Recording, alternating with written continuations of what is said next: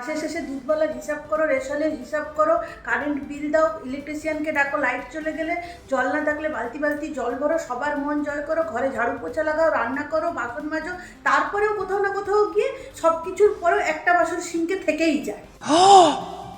মা তুমি ভয় দেখাচ্ছ কেন? ভয় পাস না, ভয় পাস না, একে ভয় বলে না, একে বলে রিয়েলিটি চেক। কখনো কখনো তো মনে হয় সব ছেড়ে দিই, দিয়ে কোথাও চলে যাই, কিন্তু পারি না। তখন মনে হয় আমার বাচ্চাটার কি হবে। শুধু শাড়ি পরা না, সব চেঞ্জ হয়ে যাবে। তোর ফেভারিট কালার, তোর ফেভারিট খাওয়া, তোর থাকা, তোর ঘর, তোর নাম, সব চেঞ্জ হয়ে যাবে। আর এরপরেও তুই যদি হাজার চেষ্টাও করিস না, ওই বাড়িতে ফিট হতে পারবি না।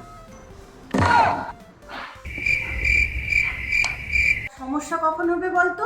যখন ওই ঘরের হতে পারবি না আর এই ঘরে থাকবি না, তখন গিয়ে সমস্যা হবে। আর মজার কথা কি বলতো, কাউকে কমপ্লেনও করতে পারবি না, কারণ এই জীবনটা তুমি নিজে ইচ্ছে করে বেছে নিয়েছো। হ্যাঁ